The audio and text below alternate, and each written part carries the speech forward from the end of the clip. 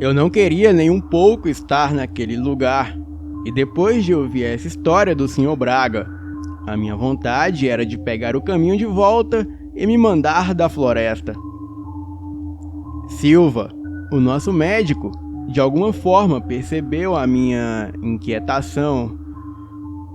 Então, ele cantou uma música americana que me fez rir naquele momento, pois o seu inglês era péssimo. Então, eu acendi um cigarro e entramos no barco e fomos rio adentro, até o ponto de apoio dentro da floresta. Eram por volta de 2 da tarde e levaríamos no mínimo 5 dias para chegar até o local no vale, onde supostamente estava a dita nave. Chegamos próximo ao local, paramos o barco e seguimos mata adentro até o ponto de apoio. Não tivemos nenhum imprevisto, além dos animais da selva, o que já era previsto. Então chegamos no ponto de apoio, usamos o rádio para comunicar com a base e passamos aquela noite ali na base. Era meio que um tipo de escotilha, pois a entrada ficava camuflada e a parte principal era subterrânea, mas a antena de comunicação ficava discretamente no ponto mais alto. De certa forma, nos sentimos seguros ali na base, mas não por muito tempo. Acredito que por volta das 23 horas, todos já estavam deitados em seus sacos de dormir e começamos a escutar um barulho como se fosse de uma turbina, o que era impossível ali no meio da selva fechada e quase que totalmente isolada. Pegamos as armas e saímos lá fora. Eu vi uma das coisas mais impressionantes da minha vida. Era um enorme OVNI em forma de bumerangue. Ele estava parado quase acima de nós e era no mínimo umas 20 vezes maior que um Boeing. Ele estava na altura das nuvens, eu não sei ao certo, mas de uma hora para outra, aquilo desapareceu como se simplesmente ficasse invisível. O OVNI, ele emitia uma luz ofuscante como a lua cheia, e de repente,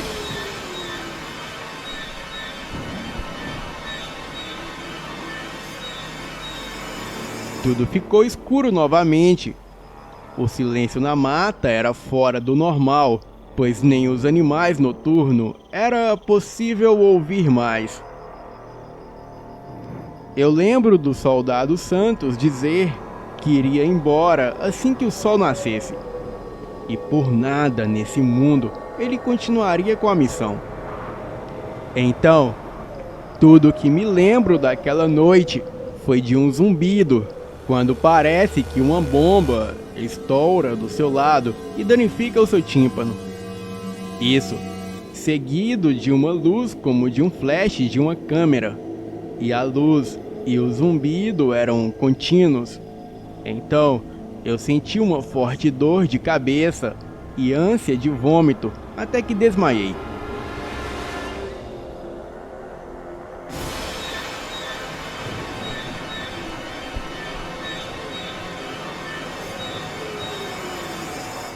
Acordei dentro da escotilha e estava muito frio, apesar da região ser normalmente quente.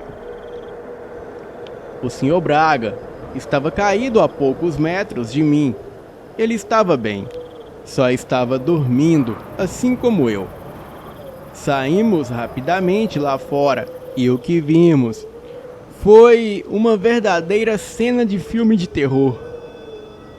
O nosso médico, o Silva, os atiradores Oliveira e Santos, eles estavam pendurados em uma árvore e os seus corpos estavam esfolados, e só foi possível reconhecê-los por causa das roupas no chão, que apesar de estarem em trapos, ainda tinha a identificação de cada um escrita no uniforme, e também as armas de cada um que estava no chão e várias cápsulas de balas. Eles haviam descarregado as armas antes de serem mortos, obviamente, e eu não faço a menor ideia de como tudo aquilo aconteceu. Talvez eles tenham nos levado para dentro da escotilha. Assim que o Sr. Braga e eu desmaiamos, e em seguida eles saíram lá fora para confrontar com algo desconhecido. O que quer que tenha feito aquilo com os meus amigos, com certeza não era algo desse mundo. Não sabíamos o que fazer, o medo nos dominava e mesmo armados, nos sentíamos inúteis.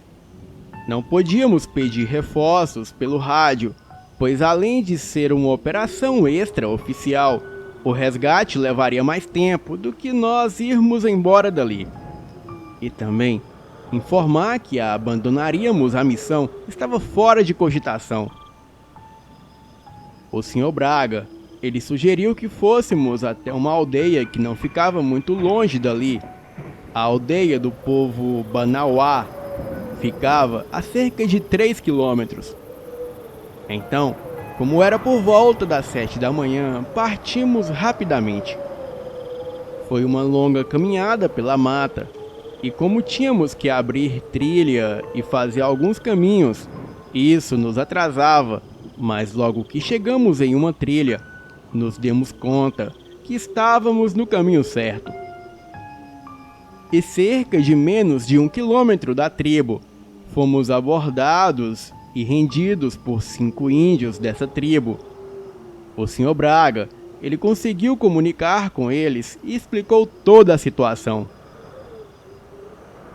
Eles recolheram as nossas armas e nos levaram para a aldeia, e ali viviam cerca de 100 índios. A maioria eram jovens e mulheres, e o interessante desse povo é que as mulheres também são guerreiras, conhecidas como as Amazonas, nome que faz referência à selva. O povo Banauá já sabiam das luzes que apareciam no céu, mas insistiam em dizer que era o espírito maligno chamado Taú, aquele que foi expulso do céu por Tupã. Bem, eu não tinha tempo para bobagem, mas me sentia mais seguro ali do que sozinho na mata. Naquela época, os índios eram muito inocentes, acreditavam em tudo. Eu pedi a eles as nossas armas e disse que não usaríamos contra eles. E sem questionar, eles nos entregaram as armas. Porém, jamais faríamos nada de ruim àquele povo. Até porque tínhamos o mesmo inimigo em comum. Os índios contavam que mais de 50 pessoas da sua tribo foram mortos pelo espírito mau que veio do céu e agora habitava a floresta. Mas alguns guerreiros iriam em busca de ajuda em uma outra tribo que ficava a cerca de 10 quilômetros dali. Disseram que eram inimigos no passado, mas depois dos primeiros ataques, eles se uniram para enfrentar o Taú. 3 índios fortes partiriam pela manhã até essa tribo e nós deveríamos os acompanhar. Então, passamos aquele dia ali. Comemos alguns peixes com um tempero exótico e tomamos um tipo de bebida feito com frutas e ervas. O gosto era muito parecido com o suco de babosa da Forever, que eu tomo atualmente. E durante a noite, comemos tapioca recheada com peixe e assada na fogueira, e também mandioca cozida. Estávamos à beira da fogueira, enquanto os índios dançavam e faziam um ritual de proteção Eu não sei dizer, mas eu só sei que ouvimos muitos relatos sobre essa criatura que daria para escrever um livro. Mais tarde, pegamos no sono e por volta das 5 da manhã, acordamos para seguir caminhada em busca de reforços nessa outra tal tribo. Fiquei curioso de irmos apenas em 5 pessoas, já que havia outros guerreiros lá na aldeia, mas não questionei, até porque era difícil comunicar com eles. Era o Sr. Braga que traduzia tudo o que eu falava a eles e vice-versa. Foi uma longa caminhada pela mata. Pegávamos trilhas secretas e sempre que ouvíamos um barulho estranho nos escondíamos e ficávamos observando. Mas na maioria das vezes era algum animal e nas outras vezes não era nada. E quase no final da tarde chegamos na tal aldeia. Os 3 índios ficaram surpresos de não terem sido recebidos antes de chegarem ao local. Então, já chegamos invadindo a aldeia. E o que vimos foi uma cena lamentável. Eram jovens, mulheres, crianças e idosos indígenas. Eles estavam todos mortos e esfolados. Eu não sei ao certo, mas eram cerca de 50 índios. E parecia que todos foram mortos há apenas um dia, no mesmo dia que os meus companheiros. Naquele momento, eu só queria voltar para a aldeia dos Banauá, mas sabia que não chegaria lá antes do sol se pôr. Em outras palavras, se ficássemos, seríamos mortos. E nossa melhor chance era arriscar de voltar pela noite mesmo. Os predadores da selva não seriam problema, pois estávamos armados. O problema seria o predador que estava aniquilando os índios. Pegamos o caminho de volta sem perder tempo, pois os 3 índios que estavam conosco, eles temiam que a criatura atacasse a tribo deles. Se nós apressássemos, poderíamos chegar lá antes do amanhecer. Andamos por hora pela mata escura e tenebrosa. Eu não sei ao certo, mas acredito que por volta das 3 da madrugada, um urro estrondoso ecoou por toda a selva e em seguida, algo grande passou por nós muito rápido por cima das árvores.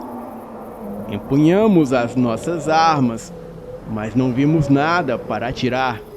E quando voltamos a nossa atenção para os 3 índios, eu pude ver algo fora da minha realidade. Os 3 estavam como animais quadrúpedes. Eles rosnavam, babavam e se transformavam em feras, que eu só posso descrever aqui como lobisomens.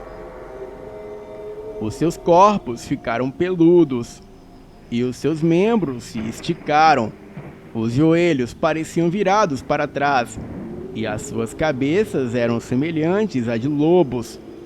Eram 3 lobisomens enormes e por um segundo eu achei que seríamos atacados. Então, apontei a arma para eles, mas eles passaram muito rápido por nós e seguiram na direção da criatura que passou sobre as árvores.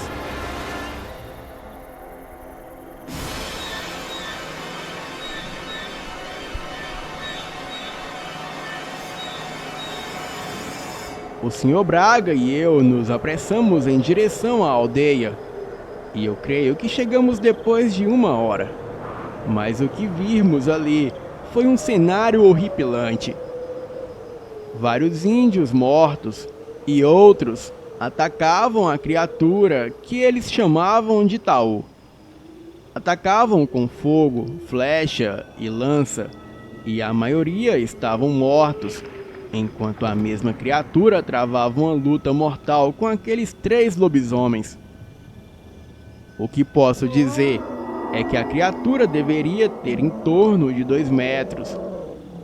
Tinha a pele asquerosa e dentes e garras enormes, e usava um colar de dentes humano no pescoço.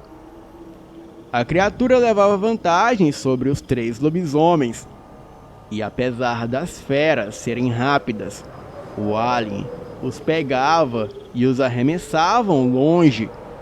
Então, em uma oportunidade única, eu dei um tiro certeiro com a minha Magnum bem no meio da cabeça da coisa. Aquilo parou por um tempo, cambaleou e caiu em seguida.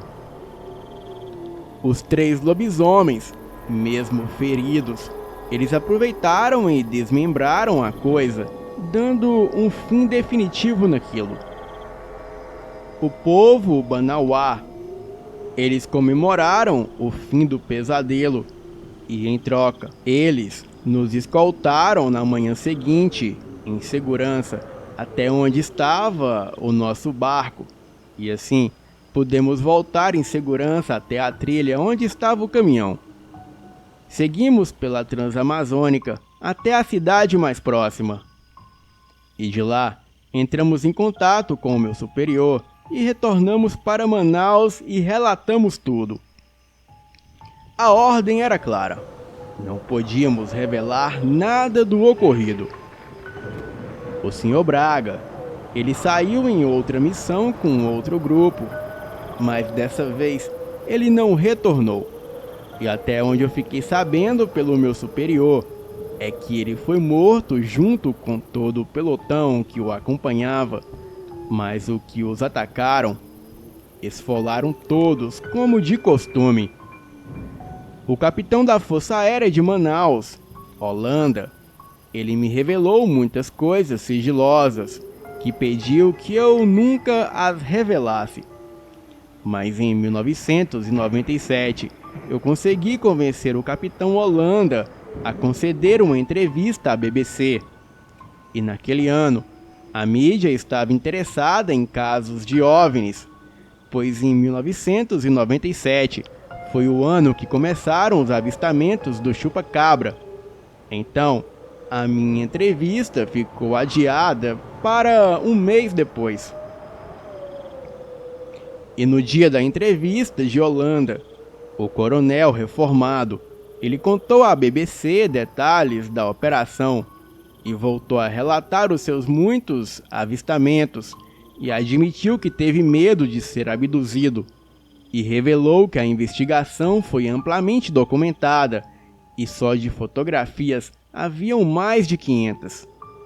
Isso sem falar das 16 horas de filmagens e de um caderno de 2.000 páginas de relatórios. O caso repercutia muito e a minha esposa conseguiu me convencer a cancelar a minha entrevista com a BBC, e assim eu fiz.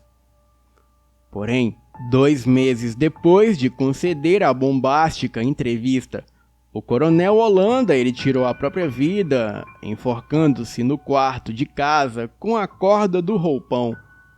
Houve quem especulasse que ele teria sido morto por revelar informações sigilosas e colocar a segurança nacional em risco.